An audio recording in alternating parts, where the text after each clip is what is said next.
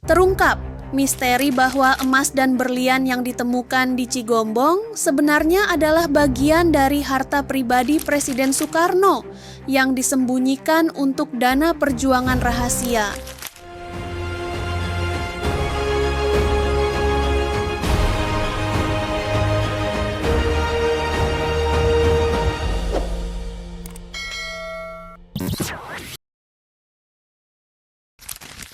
Di awal tahun 1946, ketika Indonesia baru saja merdeka dari penjajahan, negara ini belum sepenuhnya stabil. Gejolak revolusi berkecamuk di mana-mana. Rakyat masih berjuang mempertahankan kemerdekaan yang baru saja diproklamirkan. Namun, di tengah-tengah kekacauan dan perjuangan itu, terselip sebuah kisah mengejutkan yang terlupakan oleh sejarah penemuan harta karun emas dan berlian di sebuah desa sunyi bernama Cigombong. Sebuah penemuan tak sengaja yang tidak hanya mengguncang para tentara yang menemukannya, tapi juga mengungkap lapisan misteri tentang peninggalan penjajahan, nafsu manusia, dan semangat pengabdian terhadap bangsa. Letakkan kita sejenak ke pertengahan tahun 1946. Indonesia masih dalam fase awal kemerdekaannya. Pemerintahan republik yang baru terbentuk berkedudukan di Yogyakarta. Sementara di berbagai daerah, sisa-sisa pasukan Jepang, tentara Belanda yang kembali, serta pasukan sekutu masih menjadi ancaman nyata. Salah satu daerah yang menjadi perhatian adalah Cigombong, sebuah kawasan strategis di wilayah Bogor, Jawa Barat. Wilayah ini pernah menjadi basis pasukan Jepang. Maka, setelah Jepang menyerah kepada sekutu pada 1945, pasukan Tentara Nasional Indonesia atau TNI dikirim untuk mengamankan wilayah tersebut. Pasukan yang ditugaskan dipimpin oleh Letnan Kolonel Alex Evert Kawilarang, seorang tokoh militer yang nantinya dikenal sebagai Perintis Kopassus. Saat itu, beliau adalah komandan brigade yang bertanggung jawab atas keamanan di daerah tersebut. Di tengah proses pengamanan dan penggalian lahan, sekelompok tentara yang dipimpin oleh Sersan Mayor Sidik bersama beberapa anggota polisi tentara dan rakyat secara tak sengaja menemukan sebuah guci besar yang terkubur di bawah tanah. Awalnya mereka mengira guci itu hanyalah sisa-sisa peninggalan Jepang yang tidak penting. Namun ketika guci dibuka, betapa terkejutnya mereka. Di dalamnya tersimpan beberapa pasang kaus kaki tua. Tapi bukan kaus kaki biasa, kaus kaki itu terasa berat dan berisi sesuatu. Satu demi satu kaus kaki itu dibuka. Dan saat itulah mereka semua terdiam tercengang melihat isi di dalamnya. Emas, permata, dan berlian. Batu-batu mulia yang berkilau itu sudah dicungkil-cungkil dan bersinar memantulkan cahaya matahari. Ini bukan penemuan biasa. Ini harta karun dalam arti sesungguhnya. Berita penemuan itu segera dilaporkan kepada Letnan Kolonel Alex Kawilarang. Guci dan semua isinya diserahkan ke markas brigade. Namun, sebagaimana bisa ditebak, penemuan ini menarik perhatian banyak orang. Beberapa orang mulai menunjukkan gelagat aneh, terlalu tertarik pada harta karun itu. Ada yang bertanya-tanya tentang jumlahnya, asal-usulnya, dan siapa yang berhak memilikinya. Melihat gelagat tidak sehat itu, Kawilarang mengambil tindakan tegas. Ia mengangkat 2 peti granat dan menyerahkannya kepada para prajurit yang terlihat terlalu bernafsu terhadap harta itu. "Bapak-bapak mau berjuang lagi? Ini untuk berjuang," kata Kawilarang sambil menatap tajam. Ketika mereka masih belum beranjak, Kawilarang kembali berkata dengan lebih keras, "Ini untuk berjuang." Sebuah pernyataan singkat, namun sangat dalam. Harta itu bagi Kawilarang bukan untuk diperebutkan. Ia milik bangsa, milik perjuangan. bukan untuk memperkaya diri.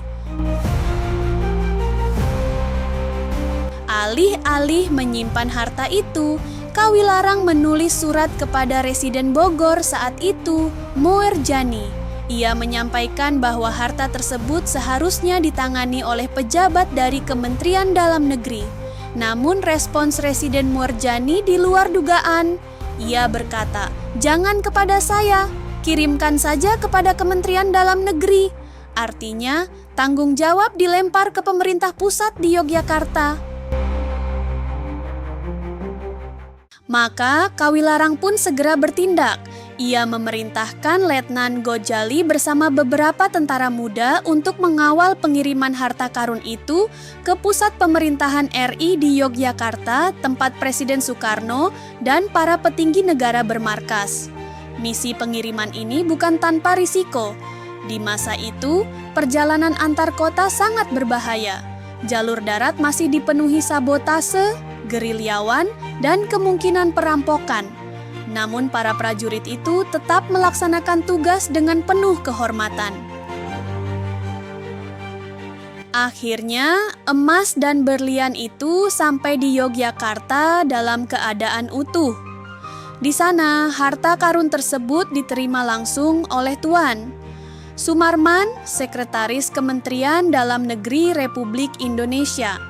Sebagai catatan, menurut majalah Express terbitan 29 September 1972, nilai dari emas dan berlian itu hampir mencapai 6 miliar rupiah. Jumlah yang luar biasa besar, terutama di masa itu. Secara rinci, isi harta karun tersebut terdiri dari 7 kg emas dan 4 kg berlian. Barang-barang ini diyakini berasal dari sebuah wilayah perkebunan besar di Bogor, tepatnya perkebunan Pondok Gede. Sebuah area yang pada masa penjajahan menjadi pusat aktivitas ekonomi Jepang dan Belanda.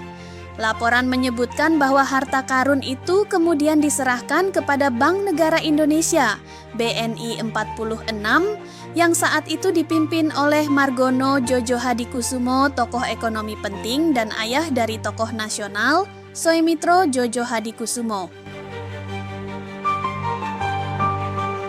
Lalu pertanyaannya, dari mana sebenarnya datangnya harta karun ini? Banyak spekulasi berkembang. Salah satunya, harta ini adalah hasil rampasan perang Jepang yang disembunyikan menjelang kekalahan mereka.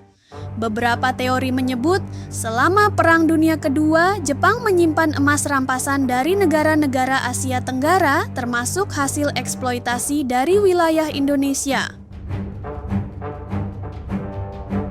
Setelah diserahkan ke BNI 46, tidak banyak informasi yang bisa dilacak mengenai bagaimana harta itu digunakan. Apakah dijadikan modal awal bagi pembentukan bank negara? Ataukah disimpan sebagai cadangan devisa? Atau, seperti yang dicurigai oleh sebagian pihak, apakah sebagian dari harta itu menguap entah kemana? Harta karun Cigombong mungkin telah lama tersimpan di balik lembaran sejarah, namun nilainya tidak hanya diukur dari berat emas dan kilau berlian. Nilai sejatinya terletak pada moralitas, integritas, dan semangat pengabdian yang ditunjukkan oleh para tokoh yang terlibat. Dalam dunia yang kini semakin pragmatis, kisah seperti ini mengingatkan kita pada arti sejati dari kata berjuang. Siapa sangka di tengah revolusi dan kekacauan, Indonesia tidak hanya menemukan kemerdekaannya, tetapi juga menemukan harta karun dan lebih dari itu, menemukan nurani dalam kegelapan.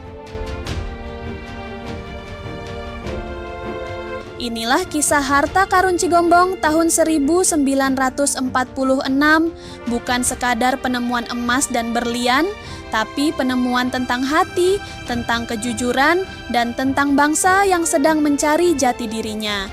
Jangan lupa like, subscribe, dan nyalakan lonceng notifikasi untuk kisah-kisah sejarah lainnya yang jarang terungkap. Sampai jumpa di video berikutnya.